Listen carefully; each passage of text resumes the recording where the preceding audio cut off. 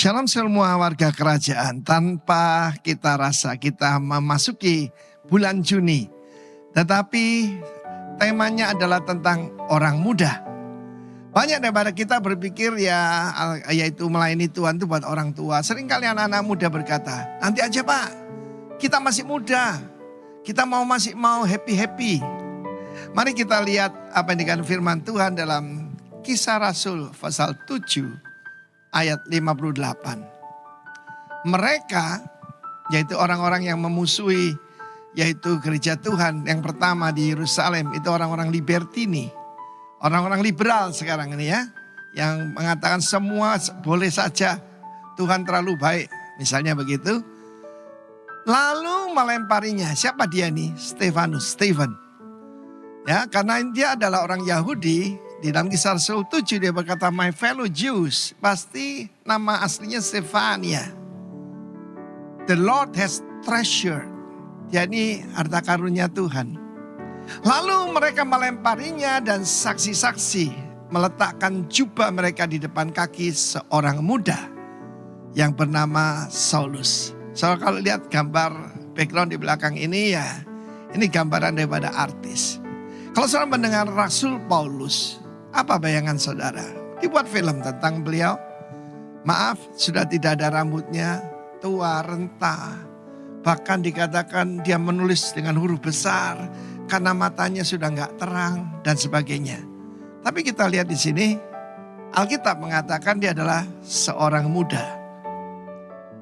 Dia tidak dikatakan sudah punya istri, ya. Karena itu sesuatu yang aneh sekali karena dia seorang leader, seorang pemimpin.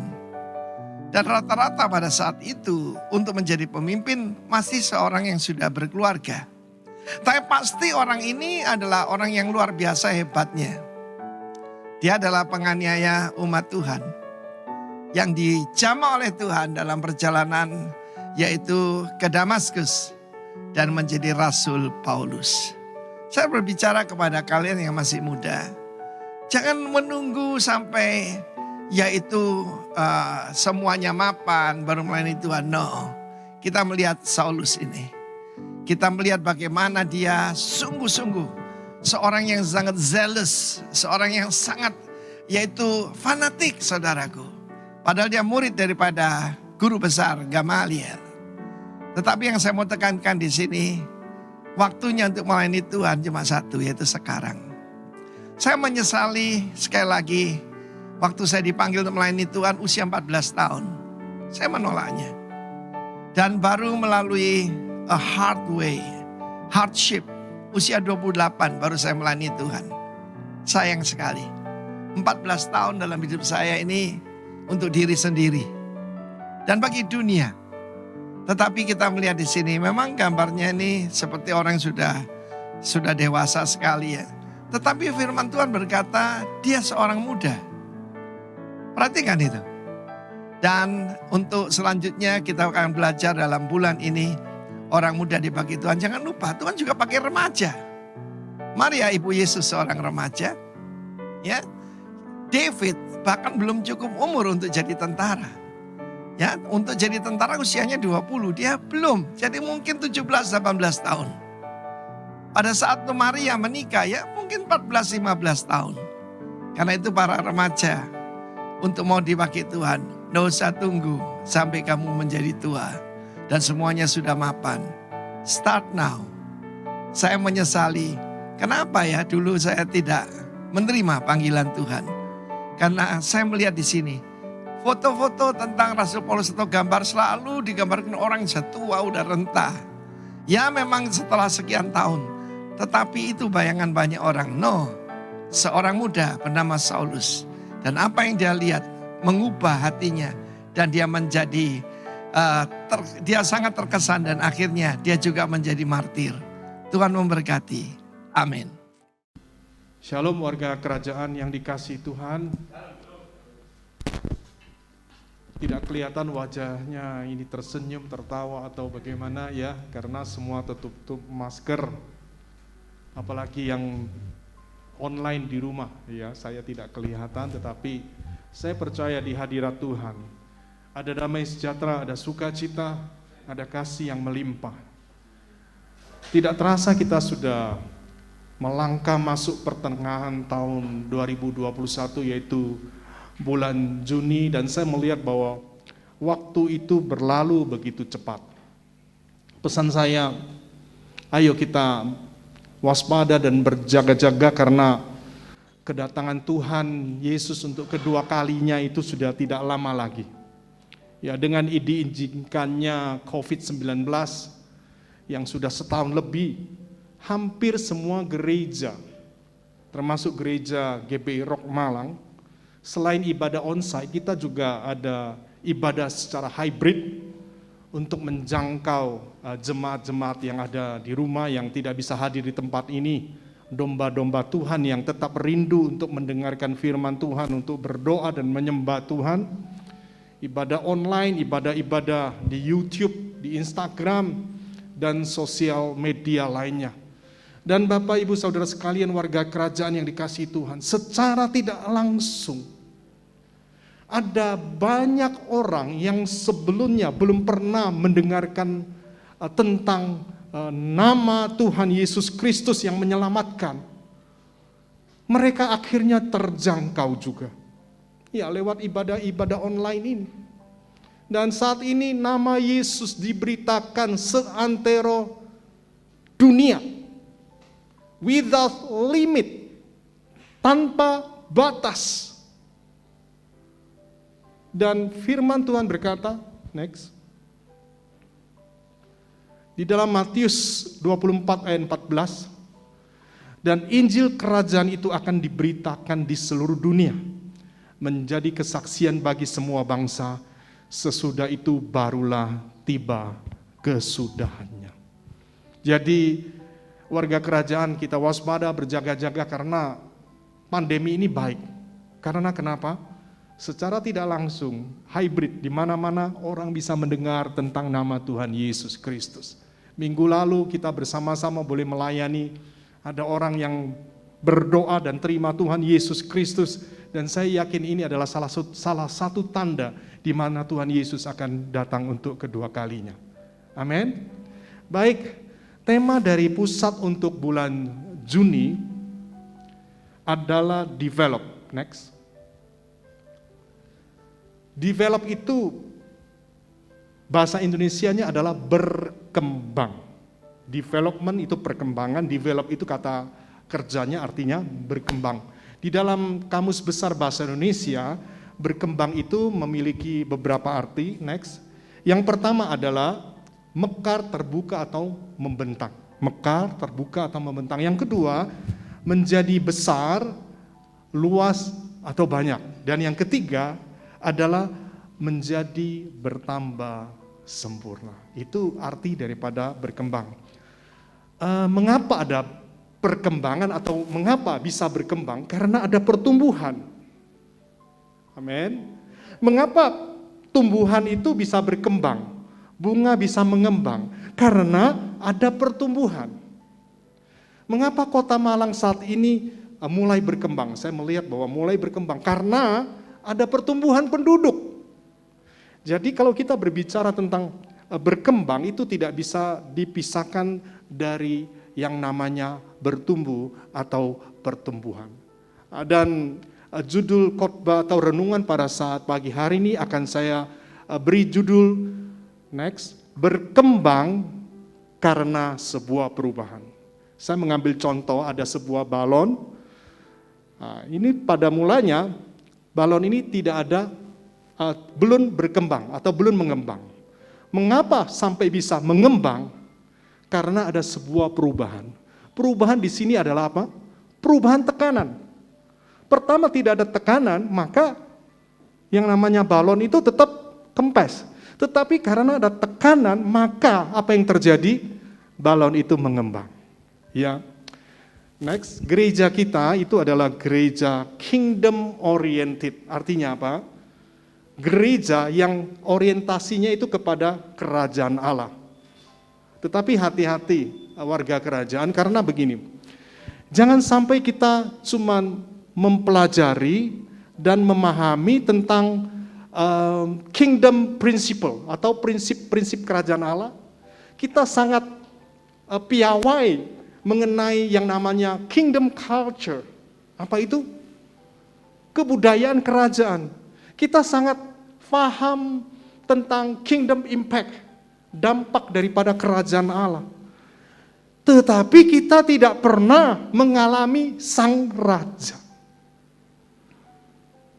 Jangan sampai kita hanya ada di otak saja, hanya sebagai pengetahuan, tetapi kita tidak mengalami hal yang pribadi dengan sang raja, sama dengan seseorang yang mempelajari firman Tuhan, tetapi tidak pernah mengalami truth encounter atau perjumpaan dengan kebenaran firman Tuhan. Ini bahaya. Cakap terampil dalam firman Tuhan. Kita mungkin sanggup memiliki pandangan Alkitab secara teologis, tetapi tidak pernah menjadi pelaku firman Tuhan. Oleh sebab itu saat pagi hari ini saya rindu kita jangan sampai seperti orang-orang Farisi, ahli Taurat, yang disebut Tuhan Yesus orang-orang munafik. Kita ke gereja, tetapi kita tidak pernah mengalami sang raja di dalam kehidupan kita. Sekali lagi saya berkata bahwa bukan berarti kita adalah orang yang tidak pernah melakukan kesalahan atau dosa. Kita bisa. Tetapi yang terpenting dalam kondisi apapun kita tetap mengalami sang raja. Ya, dan next. Dan juga sementara ini kita melihat bahwa banyak orang sedang mempelajari strategi pertumbuhan gereja, ya. Apalagi sekarang saat pandemi ini.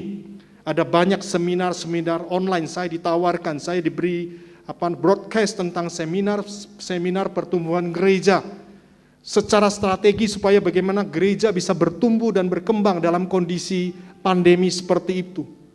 Saya katakan semua itu baik. Tetapi jangan sampai kita lupa bahwa gereja bertumbuh, berkembang bukan karena strategi-strategi itu. Tetapi ada kehidupan yang Tuhan taruh di dalamnya. Yang mengerti katakan amin. Bukan karena strategi-strategi. Memang strategi itu penting. Perhatikan, jangan dibalik. Karena ada kehidupan di dalam gereja, sekali lagi gereja itu bukan berbicara secara korporat, kita itu gereja. Kita ini bait Roh Kudus. Kalau di dalam hidup kita itu ada kehidupan yang Tuhan taruh, nanti Tuhan yang kasih strategi-strategi, jangan dibalik. Amin. Oke, saya akan berikan sebuah contoh. Sebelumnya saya mau sampaikan bahwa berkembang itu bukan hanya berbicara mengenai kuantitas. Memang kuantitas akan mengikutinya. Bukan berbicara mengenai bangunan gereja yang besar, yang mewah, yang bagus. Tetapi itu berbicara tentang anak-anak Tuhan, orang percaya yang bertanggung jawab, dewasa di dalam Tuhan, yang melaksanakan amanat agung Tuhan, yang membawa jiwa-jiwa yang belum percaya kepada Tuhan. Mereka bergumul supaya orang-orang yang belum percaya, mereka boleh percaya kepada Tuhan.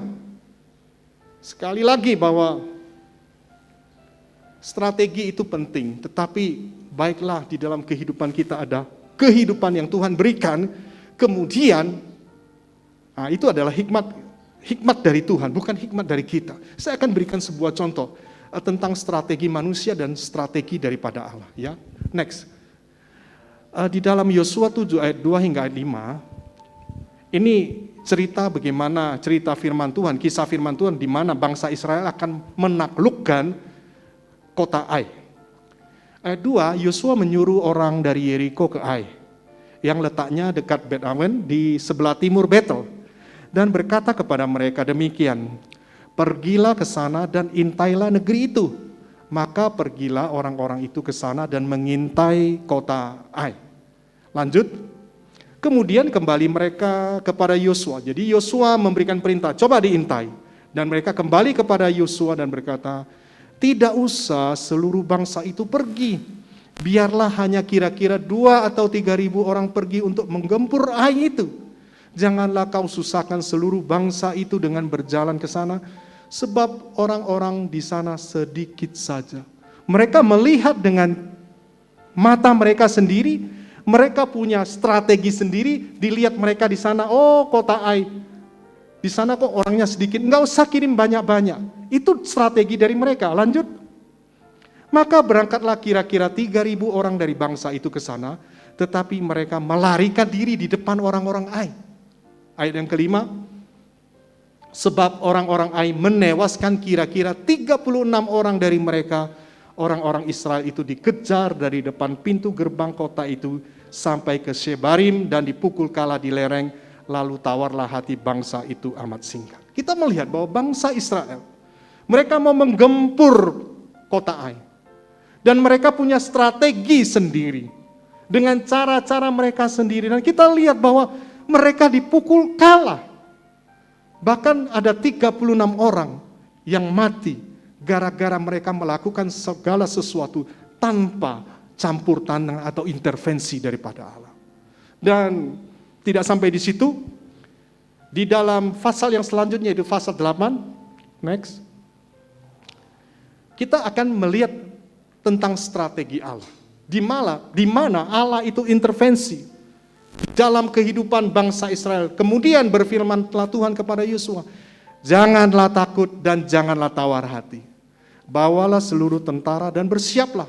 Majulah ke Ai, ketahuilah aku serahkan kepadamu raja negeri Ai, rakyatnya, kotanya, dan negerinya. Lihat, ini strategi daripada Allah karena mereka melibatkan Tuhan di dalam peperangan itu. Dan haruslah kau lakukan kepada Ai dan rajanya seperti yang kau lakukan kepada Yeriko dan rajanya. Hanya barang-barangnya dan ternaknya boleh kamu jara. Suruhlah orang bersembunyi di belakang kota itu. Kalau kita melihat perikop daripada Yosua 8, di sana tertulis Ai dibinasakan. Dengan cara kita kalah. Dengan cara Allah memberikan kemenangan kepada orang-orang yang melibatkan Tuhan. Yang mengerti katakan amin. Next. Kalau kita membaca di dalam Kisah Rasul 2, 41 hingga 47, itu berbicara tentang cara hidup jemaat yang pertama. Dan kita tahu hari-hari ini banyak orang Kristen. Sekali lagi saya tidak mengatakan bahwa strategi itu buruk. Tidak. Kita butuh strategi. Tetapi saya rindu setiap strategi kita yang ada pada kita itu dimulai ketika Allah intervensi. Ada kehidupan yang Tuhan taruh di dalam hidup kita. Banyak orang mempelajari cara hidup, cara-cara bergereja. Ya, bergereja di sini berbicara mengenai karakter lah, berbicara tentang nilai-nilai lah, cara menjalani hidup sebagai orang Kristen sehari-hari. Saya katakan itu baik. Kita boleh belajar dari mereka. Dan mulai orang-orang percaya tertuju kepada cara hidup orang Kristen. Yang pertama dengan ciri-ciri kalau kita membaca ayat yang ke-41.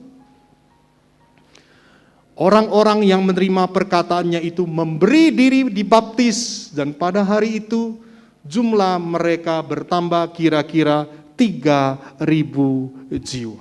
Ini berbicara tentang apa? Ledakan kebangunan rohani. Strategi kita apa? Buat KKR. Betul nggak? Tetapi ingat bahwa itu strategi daripada kita. Beda dengan strategi dari Tuhan. Karena begini, pada tahun 1997, saya pernah saksikan seorang hamba Tuhan yang dipakai luar biasa untuk mengadakan mujizat, yaitu Reinhard Bonnke, diundang ke Indonesia. Itu baik. Dengan maksud apa? Mengadakan mujizat-mujizat sehingga banyak orang percaya. Ada sebuah gereja, ya saya tidak sebutkan namanya, mengirim 1.500 asap. Karena yang hadir ratusan ribu. Dan betul terjadi mujizat pada saat KKR diadakan dan banyak orang-orang yang hadir itu disembuhkan. Kursi roda dibuang, kemudian tongkat itu dipatahkan di dalam nama Yesus. Yang bertobat itu banyak sekali dan ada sebuah gereja yang sanggup untuk menampung 1.100 orang yang bertobat atau petobat baru. Dan apa yang terjadi? 7 tahun kemudian, 1.100 petobat itu akhirnya sudah tidak ada di gereja lagi. Itu adalah strategi-strategi yang dikerjakan oleh manusia tanpa melibatkan Tuhan. Dan Orang-orang tidak diajarkan untuk mengalami yang namanya truth encounter. Yang penting gereja banyak orangnya. Itu yang pertama. Belajar bagaimana cara supaya terjadi ledakan kebangunan rohani. Yang kedua, ayat yang ke-42.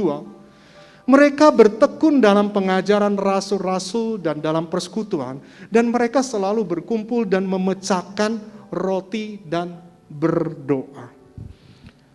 Dan saat ini gereja ini sedang belajar apa? Tentang pengajaran dan bersekutu.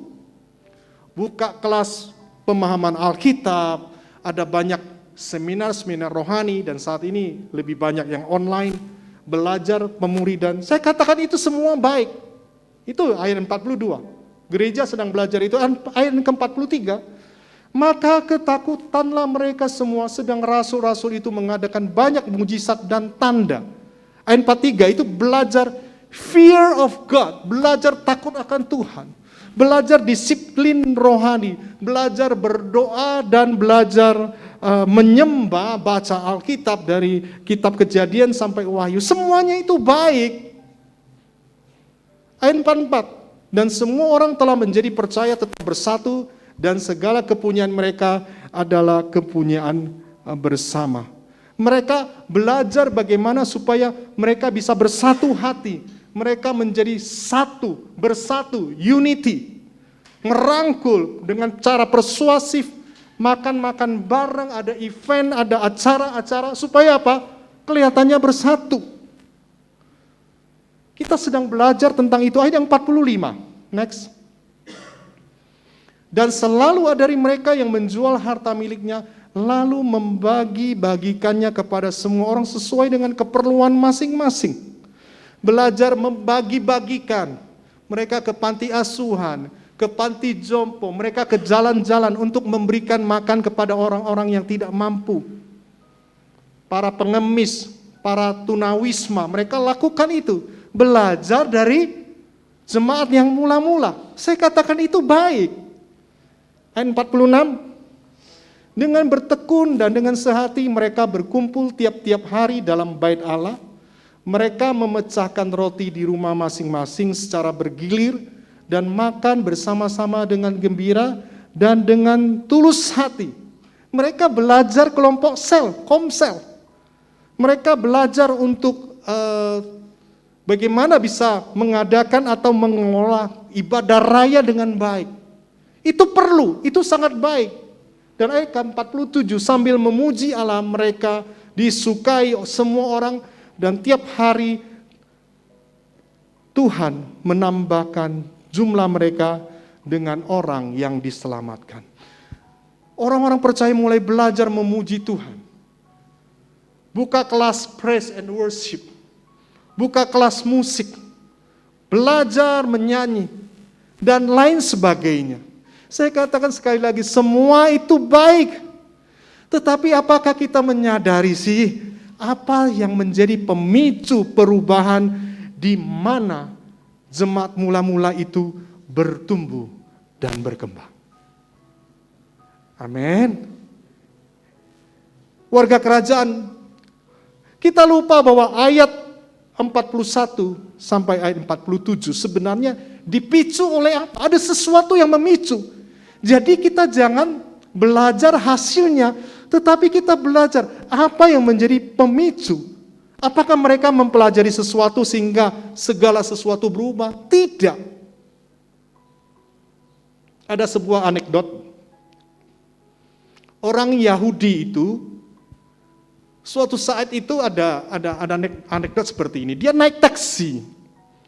Dan apa yang terjadi ketika naik taksi, taksinya kecelakaan. Mobilnya terbalik, kakinya kejepit. Sekarang saya mau bertanya, kalimat utama yang keluar dari orang Yahudi, kalimat yang pertama itu apa? Dia naik taksi, kemudian taksinya kecelakaan, setelah kecelakaan terbalik, dan kakinya kejepit di dalam taksi. Kalimat pertama yang keluar dari mulut orang Yahudi itu apa? Matikan argonya. Ampun. Kondisi seperti itu yang dipikirkan apa? Duit. Jadi orang Yahudi itu terkenal pelit. Pelitnya setengah mati. Tapi kalau kita membaca, tiba-tiba mereka menjadi orang yang suka memberi. Mereka menjual tanah mereka dan kemudian membawa hasilnya ke kaki daripada rasul-rasul. Mempersembahkan. Mereka tiba-tiba menjadi orang yang bertekun di dalam doa dan pengajaran. Tiba-tiba mereka menjadi orang yang takut akan Tuhan. Tiba-tiba mereka bersatu hati. Tiba-tiba mereka itu suka memuji Tuhan, suka berdoa dan menyembah Tuhan. Dan saya mau bertanya, apa kunci perubahan itu? Apa pemicu perubahan itu? Kita banyak belajar cara hidup yang berubah, tetapi kita lupa, kita tidak belajar bagaimana perubahan itu bisa terjadi. Kalau itu adalah strategi kita dengan cara-cara kita, itu tidak akan abadi. Bisa kelihatannya rajin baca Alkitab, tapi cuma 2 bulan selesai. Kelihatannya kita menyembah Tuhan, berdoa, tapi dalam waktu singkat kita sudah tidak melakukannya lagi. Kelihatannya kita melayani Tuhan, tetapi sebenarnya hati kita tidak memiliki hati yang benar-benar untuk melayani Tuhan. Apa yang menjadi pemicu? Next.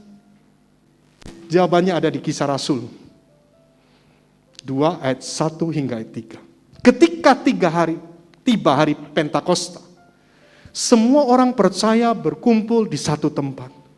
Saat raja mereka terangkat ke surga, mereka merasa ditinggal. Mereka kesepian dan hampir putus asa. Dan mereka berkumpul di satu tempat. Dan ayat kedua berkata, tiba-tiba turunlah dari langit suatu bunyi seperti tiupan angin keras yang memenuhi seluruh rumah di mana mereka duduk. Dan tampaklah kepada mereka lidah-lidah seperti nyala api yang bertebaran dan hinggap pada mereka masing-masing. Pemicu daripada perubahan, pemicu daripada kebangunan adalah ketika Tuhan di tengah mereka. Ketika hadirat Tuhan menaungi mereka, ketika Roh Kudus memenuhi hidup mereka. Sekali lagi kita jangan cari hasilnya, tetapi kita mau melihat apa yang menjadi penyebab atau pemicu dari perubahan itu. Jadi sia-sialah kalau kita kebaktian, kita melakukan kegiatan rohani, kita melakukan apa saja kalau Tuhan tidak di tengah-tengah kita.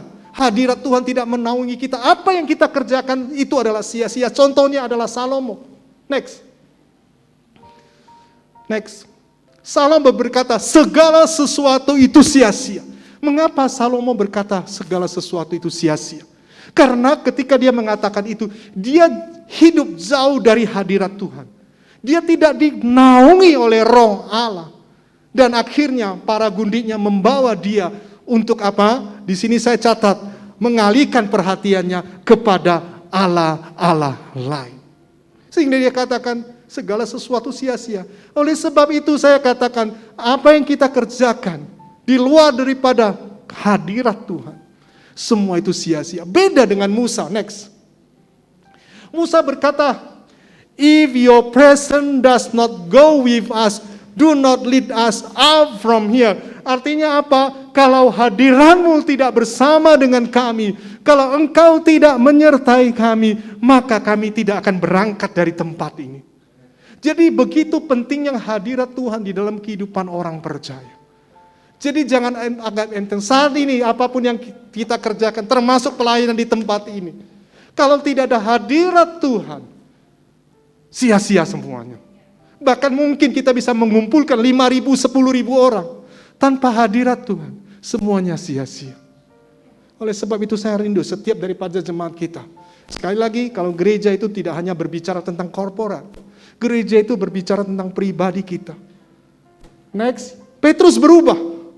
Ketika murid-murid bersatu hati di Yerusalem untuk berdoa, Roh Kudus turun di tengah-tengah mereka seperti lidah-lidah api, kata firman Tuhan. Dan apa yang terjadi? Petrus yang adalah seorang pengecut, dia adalah orang yang menyangkal Yesus 3 kali sebelum ayam berkokok. Tiba-tiba dia berdiri. Dia bangkit berdiri, menyampaikan Injil Kerajaan Allah. 3.000 orang bertobat. Dan saya mau sampaikan Petrus yang dulunya adalah seorang pengecut, menjadi seorang dipakai Tuhan, menjadi orang yang luar biasa dipakai Tuhan.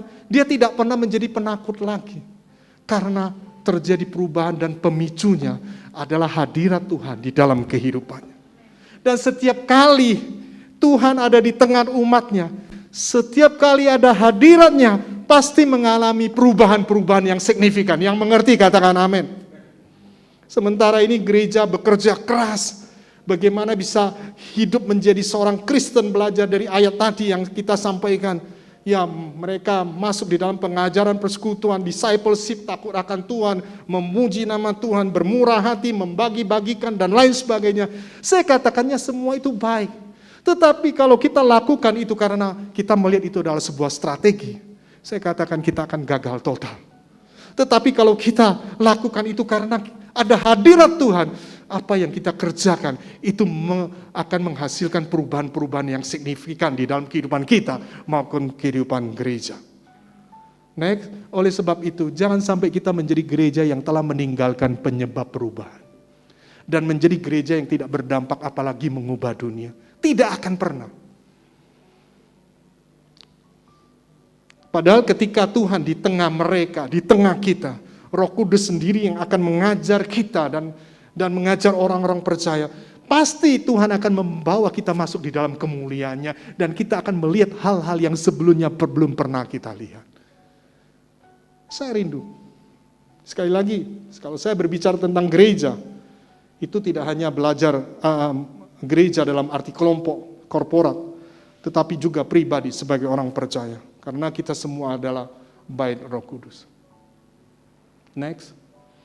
Pengajaran dan prinsip-prinsip itu baik, tetapi kadang tidak menghasilkan perubahan. Ya.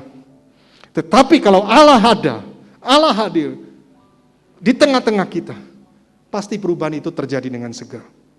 Petrus seorang yang pengecut diubahkan, tadi saya sudah sampaikan. Bagaimana kita bisa merubah watak dalam sekejap? Itu tidak mudah.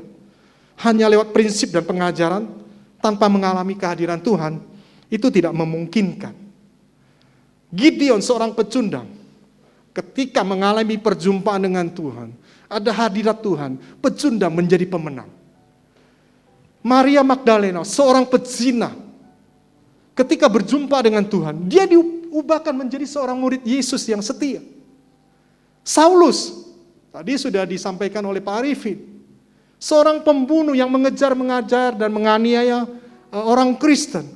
Ketika berjumpa dengan Yesus, berjumpa dengan Allah, ada hadirat Allah yang dulunya adalah seorang pembunuh, dia menjadi rasul yang dipakai dengan luar biasa. Sakeus seorang pemungut cukai yang sangat merugikan orang-orang Israel. Tiba-tiba dia mengalami perjumpaan dengan Yesus dan dia berkata, setengah daripada hartaku akan kuberikan kepada orang miskin. Dan yang sudah kuperas akan aku ganti 4 kali. Dari Sakeus, pemungut cukai, menjadi anak Abraham, kata Yesus. Karena kenapa? Ada hadirat Tuhan. Si Yakub. Yakub artinya penipu. Ketika melakukan bergumul dengan malaikat Tuhan, mengalami perjumpaan dengan Tuhan, mengalami hadirat Tuhan, Yakub akhirnya berubah menjadi Israel, seorang penipu menjadi anak Allah. Dan rahasia perubahan itu adalah pada Tuhan sendiri. Kalau kita rindu perubahan sehingga kita bertumbuh kembang dalam Tuhan, kita perlu hadirat Tuhan, amin. Kita perlu hadirat Tuhan, warga kerajaan. Jangan main-main. Kita perlu Yesus, kita perlu Roh Kudus menaungi kita dan mengajar kita. Biarkan dia yang memberikan kita strategi-strategi untuk kita maju berperang dan kita pasti akan maju sebagai pemenang. Next. Direktur Youth with a Mission yang bernama Gina Fedley menceritakan bahwa ada seorang misionarisnya yang di Timur Tengah itu bertemu dengan seorang mantan anggota organisasi teroris yang ya kita kenal semua. Jadi kalau teroris itu membunuh itu ya beheaded, potong kepalanya orang Kristen. Dan apa yang terjadi? Mantan teroris itu bercerita, Dia bermimpi melihat sosok seperti penglihatan mimpi atau penglihatan itu tidak jelas katanya. Menghampiri dia. Dan dia berkata, kamu membunuh umatku. Oleh sebab itu kita sebagai anak Tuhan, kita patut berbangga. Sebab kenapa? Yesus membela dan mengasihi umat-umatnya. Dia katakan, kamu membunuh umatku. Dan sejak Yesus mengatakan kalimat itu, dia sakit. Dan dia menjadi gelisah tentang apa yang telah dilakukannya. Kalau dari manusia itu tidak mungkin. Tetapi kalau dia mengalami perjumpaan dengan Tuhan, itu sangat menggoncang hatinya, tidak hanya satu kali. Mimpinya itu berulang-ulang kali. Dan akhirnya sosok pria putih itu meminta supaya dia mengikut Allah kita di dalam nama Yesus. Yesus meminta supaya dia mengikutinya dan menjadi muridnya. Terjadi perubahan yang besar ketika orang mengalami perjumpaan dengan Tuhan, mengalami hadirat Tuhan, di mana Roh Kudus menjamah hatinya. Sebelumnya dia adalah seorang teroris, seorang pembunuh, menganiaya orang Kristen, kini berubah menjadi anak Tuhan yang melayani Tuhan. Dan hal yang seperti ini terjadi di dalam kehidupan Saulus, diubahkan menjadi Paulus. Bagaimana dengan kita? Kita sudah percaya. Kita sudah percaya kepada Yesus sebagai Tuhan dan Juru Selamat. Tetapi apakah sudah berhenti di situ saja? Kita masih perlu perubahan-perubahan di dalam kehidupan kita. Tadi lagu katakan apa? Ubah hatiku, supaya aku menjadi seperti Yesus. Zaman Perjanjian Lama, hanya para imam besar yang diperbolehkan masuk ruang Maha Suci. Kalau bukan imam besar, maka konsekuensinya adalah mati. Dan pada saat Kekaisaran Romawi itu menaklukkan Israel, apa yang terjadi? Pompei, seorang jenderal itu sudah mendengar bahwa kalau orang masuk dalam ruang Maha Suci, maka dia akan mati jika dia bukan seorang imam besar. Setelah Israel ditaklukkan, dia pergi ke bait suci itu. Dia mau membuktikan apa yang pernah didengarnya. Dia mau masuk takut toh. Takut mati. Maka pintar dia menyuruh tentaranya, kamu masuk sana. Anggap aja si Dul namanya. Dul, masuk ke sana, tentaranya. Dia masuk. 1 menit. Wah, kok belum keluar ya? 2 menit. Menit ketiga dia mau memanggil nama tentaranya. Dul, keluar oh. Sebelum manggil, tentaranya sudah keluar. Kalau ada hadirat Tuhan, tentara itu mati nggak di dalam? Mati. Tentara tersebut tidak mati karena hadirat Allah telah meninggalkan baitnya. Jangan sampai kita menjadi bait Allah seperti ketika Israel ditaklukkan di zaman Jenderal Pompei. Ada baitnya tetapi tidak ada hadiratnya.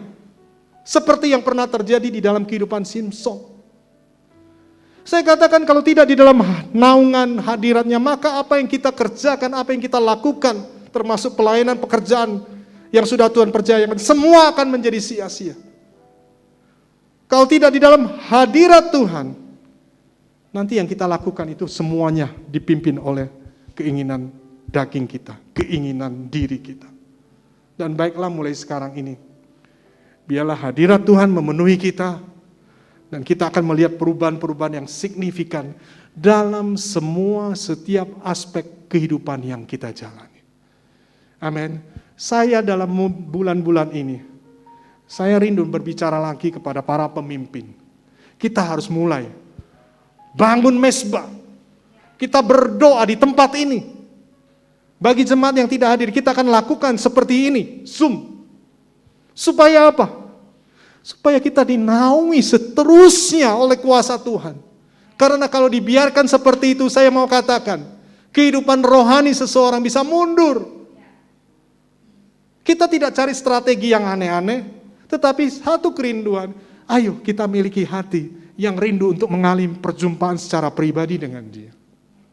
Dan saya katakan, kalau kita sudah menginjak di sana, ada perubahan-perubahan besar yang akan terjadi di dalam kehidupan pribadi kita, kehidupan gereja kita, dan akan berdampak kepada orang-orang di sekitar kita, bahkan kepada dunia.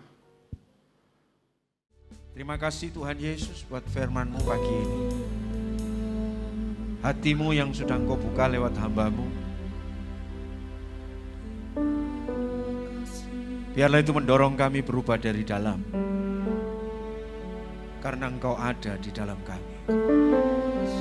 Terima kasih ya Roh Kudus. Sejak kami percaya Engkau telah mengaruniakannya di dalam kami. Dan hari ini kami tinggal memberdayakannya. Menghidupkan dan menata mezbah itu kembali. Hamba-Mu selesai menyampaikan firman-Mu, tapi biarlah kami mengambil sikap masing-masing untuk bertindak, karena tidak ada yang dapat kami lakukan di luar Engkau.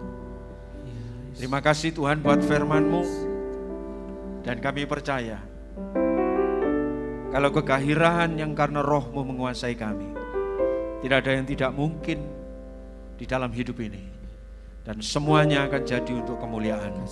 Terima kasih buat firman-Mu, Roh Kudus, terus lanjutkan berita ini. Bawa kami Tuhan dalam saat-saat teduh kami pribadi, baik di rumah, di kantor, di tempat kerja, dimanapun berada. Kami tidak tinggal di luar hadirat-Mu. Terima kasih Tuhan Yesus. Urapi terus hamba-Mu dengan impartasi pembukaan rahasia firman untuk disampaikan buat kami. Di awal bulan ini kami terima berkat luar biasa untuk bulan Juni ini. Dan biarlah ini jadi bulan untuk memperbaiki mezbah kami. Kami mengundang Engkau yang sudah lama tidak punya lagi waktu buat Tuhan, gunakan waktu-waktu indah ini. Dan rasakan perubahan yang Tuhan Yesus kerjakan lewat Roh-Nya. Terima kasih Tuhan Yesus. Terpuji nama-Mu untuk segala firman yang sudah Tuhan sampaikan. Sebentar kami juga akan diberi waktu untuk bersekutu dengan tubuh dan darah-Mu. Kami mohon bantuan Adik Jo untuk bisa membantu melayani bagi nampan.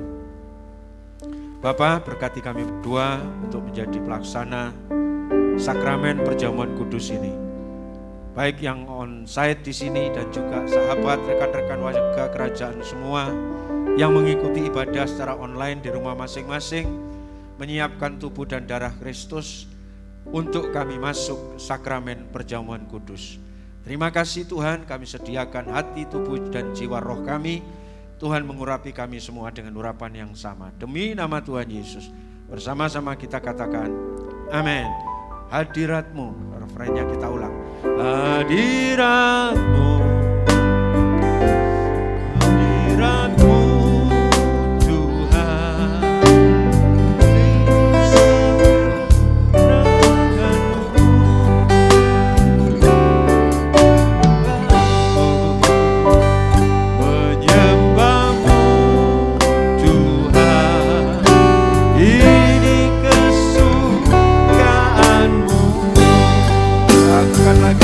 hadirat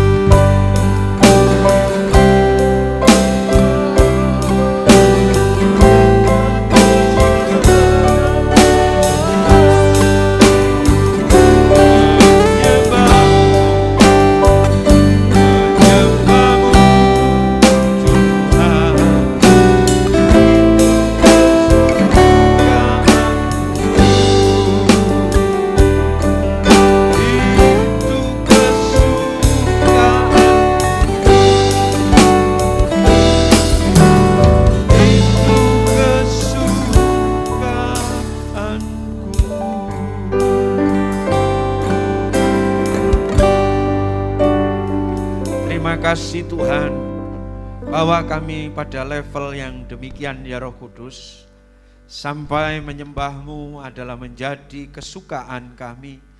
Tidak ada tempat di mana jiwa dan roh kami bisa rebah dan aman kecuali di hadirat-Mu. Kami tahu tidak ada di muka bumi ini seaman di hadirat-Mu. Biar kami rindu terus akan tempat itu, dan itu memberi energi, kekuatan, hasrat untuk terus berjalan dalam ziarah rohani kami sampai ke Sion. Tuhan, kami butuh sekali hal yang demikian, terutama di akhir zaman ini. Biarlah Roh Kudus terus membawa, menyeret kami bahkan dalam kegemaran yang demikian. Terima kasih Tuhan, dan pagi ini Kau perlengkapi kami juga dengan bersekutu bersama-sama dengan tubuh dan darah-Mu. Oleh karena itu kami mengucap syukur atas hal itu. Jemaat online maupun onsite yang dikasihi Tuhan, kita angkat bersama-sama di tangan kita roti yang adalah tubuh Kristus, dan kita dengarkan firman Allah. Sebab apa yang telah kuteruskan kepadamu telah aku terima dari Tuhan, yaitu bahwa Tuhan Yesus pada malam waktu Ia diserahkan, Ia mengambil roti, dan sesudah itu Ia mengucap syukur atasnya. Ia memecah-mecahkannya dan berkata, inilah tubuhku yang diserahkan bagi kamu. Perbuatlah ini menjadi peringatan akan aku. Warga kerajaan yang dikasihi Tuhan, baik yang onsite maupun yang online, percayakah kita bahwa di tangan kita adalah tubuh Kristus, yang oleh karena bilur-bilur yang ada di tubuhnya kita semua menjadi sehat. Sakit apapun juga hari ini, yang sakit apapun juga, percayalah dengan tubuh Kristus dan bilur-bilurnya ini kita disehatkan. Yang percaya katakan amin, dan kita akan menikmati tubuh Kristus di dalam nama Tuhan Yesus Kristus.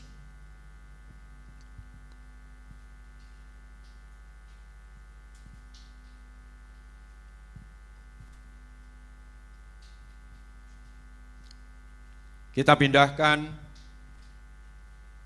cawan yang berisi darah Kristus ke tangan kanan kita, dan dengarkanlah firman Tuhan. Demikian juga Ia mengambil cawan sesudah makan lalu berkata, cawan ini adalah perjanjian baru yang dimeteraikan oleh darahku. Perbuatlah ini setiap kali kamu meminumnya menjadi peringatan akan aku. Sebab setiap kali kamu makan roti dan minum dari cawan ini, kamu memberitakan kematian Tuhan sampai Ia datang. Warga jemaat yang berada di onsite dan online, percayakah engkau di tangan kita adalah darah Kristus yang suci, yang menyucikan kita dari segala dosa, yang menebus dosa-dosa kita, yang menjadikan kita anak-anak Allah, dan yang membuat kita mampu menerima hidup yang kekal. Yang percaya silakan menikmati darah Kristus.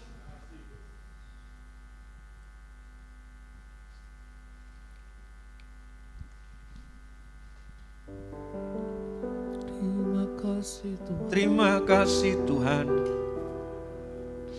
Terima kasih Yesus. Haleluya.